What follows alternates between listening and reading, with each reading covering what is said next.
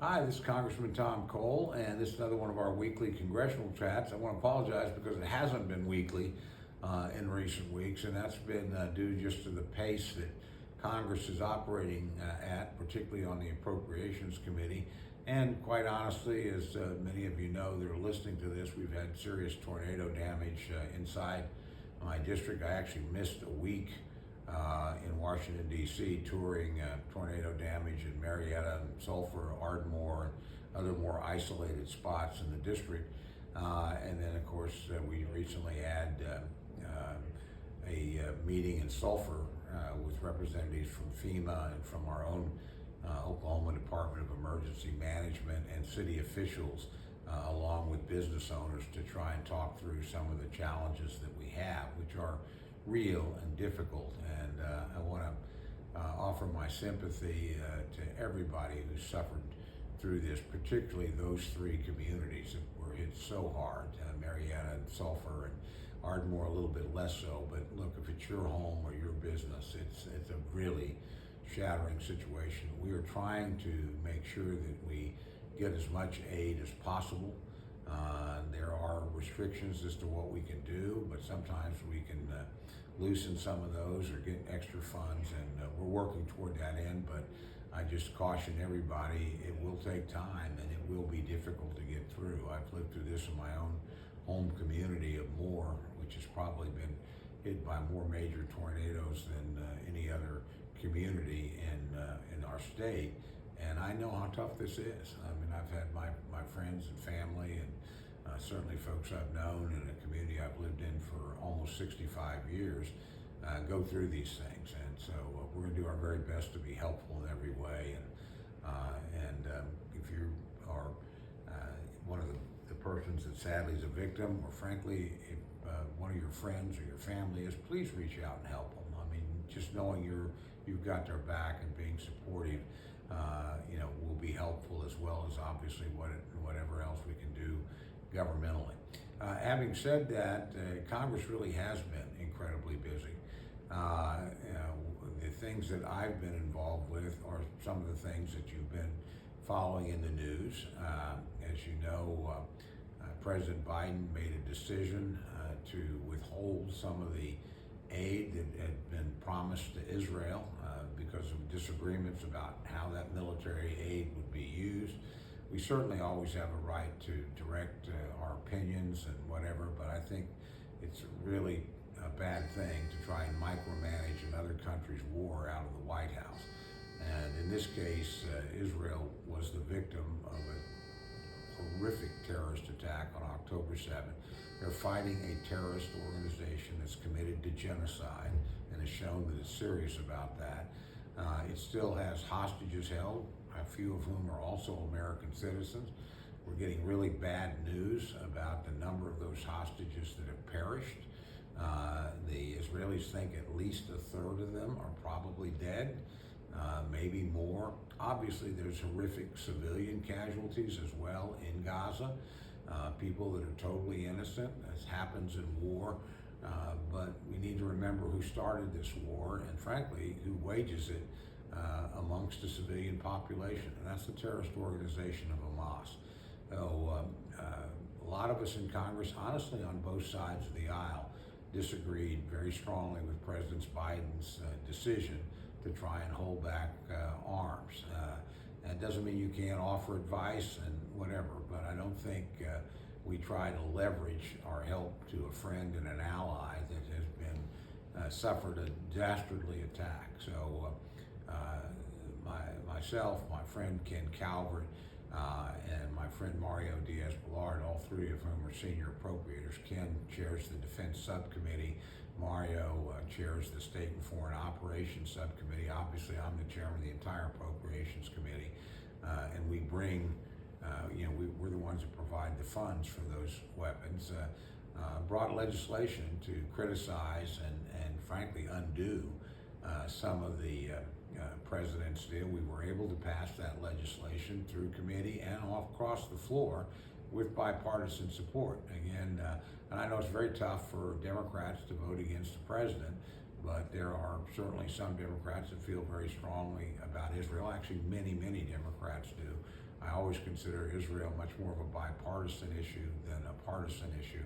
And so some of those people joined us, even though that's a politically difficult thing for them to do, and we moved something through, and we're going to continue the pressure. We'll see what happens over in the United States Senate, because I will tell you there's also a good deal of bipartisan support for Israel. This is not a strictly partisan issue, and certainly I think Americans, even that have different views, can rally to condemn an organization like Hamas, which is a dedicated terrorist organization that is committed to genocide. So we're going to stand strong in those cases and let the chips fall where they may. We've also had more normal appropriations work underway.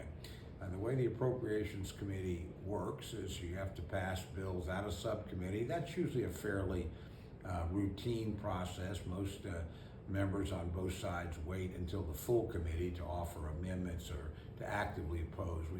But you still have to do it. You still have to have the subcommittee hearing. We've had subcommittee hearings on most of our bills, not all of them yet.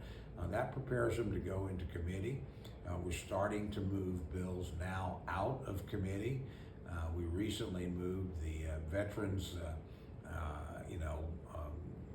VA MILCON bill, military construction and veterans. That's a big bill, but it's one that obviously extraordinarily important to our veterans population.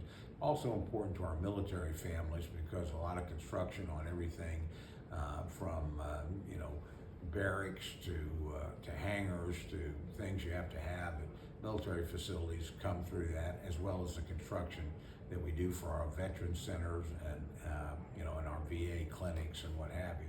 So it's a complex, big bill, but we've gotten it through full committee, and we today actually got the bill. This is Wednesday, June the 5th, across the full floor of the House, even though there's still a lot of disagreements. And I'll be honest with you, the bill will ultimately change as we sit down and negotiate with the Senate when they get their version done. But this first appropriations bill we've been able to pass this fiscal year. For this fiscal year, we did pass late the bills for the year that we're in. This is actually for 2025 for next year. So it's a good start, and you'll hear me talking a lot about the appropriations bills. We intend to try and have, there's 12 major bills, all of them out of the Appropriations Committee by the August break. And some of them, like this one today, MILCON VA, will go across the floor of the House. That's a decision made by our leadership team as to can they get the votes and can they find common ground. At this stage, the bills tend to be pretty partisan. The final passage, when we sit down in the Senate, they become generally bipartisan. That is, you lose some support from both parties, but you gain more from the Democratic Party, and so most bills in the end will be bipartisan compromises. But right now, we're moving the Republican versions of the bills through, and that's tricky. The Republican margin in the House is extraordinarily narrow, and you essentially have to have just about every Republican vote. And literally, you can lose people because they're homesick. We had one member that's suffering through cancer. We're pulling for him. We think he's going to get through this, but he needs to be away for about 30 days. And we had another member whose spouse was going through very serious surgery. In fact, I should name him. This is Judge Carter, as we call him, John Carter from Texas. He's our chairman of the VA MILCON committee. He's my classmate, one of my closest friends in Congress, and he showed up to get his bill through committee and to argue for it on the floor, but he needed to be with his wife the day of her surgery, and we all understood that. And frankly, even Democrats that opposed the bill worked with us to streamline the amendment process, so when he got it out of committee, he could go home for a couple days, and he could come back, argue on the floor, but today he needed to be gone, and we could not delay the vote because Congress is only meeting through Wednesday of this week. We have a lot of members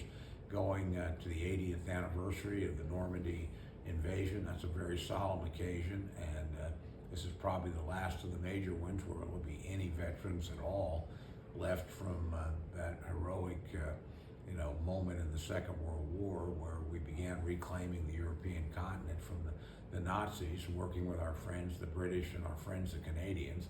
in an absolutely heroic effort to liberate a continent and to destroy one of the most evil regimes in the history of the world. So I'm proud of our members that are going. I've been there a couple of times myself. I wish I could go on this occasion, but I have pressing business at home and I'm going to have to deal with that. Having said that, we're going to continue to work this approach process. We're going to continue to look after Oklahoma's needs and interests. We're very pleased we took a step forward in taking care and honoring the commitments we've made to the men and women that put on the uniform of the United States, stand between us and harm's way, and after they've done their duty, believe me, no benefit is more earned than the benefits we provide the veterans to our military. So we're proud Congress did that, and we're proud we authorized additional construction for our military families that are serving today, and for, again, our brave soldiers, both men and women that are in uniform in dangerous spots all over the world. So I hope you and your family are okay. We'll try and keep you up on things. This is a tumultuous election year. I suspect that will intervene in some of the political deliberations you'll see going forward. Congress doesn't legislate in a vacuum. It reacts to contemporary events as they occur, and I think you'll see some of that in the appropriations bills coming forward. But at the end of the day, it's the job of Congress to fund the government of the United States, and one way or the other, hopefully without any kind of shutdown or interruption, we will get that job done, if not this fiscal year, this calendar year. But we're going to push hard and do everything we can, and at least today, we're off to a good start. So with that, good luck to you. God bless to your family. I look forward to visiting with you again in the near future.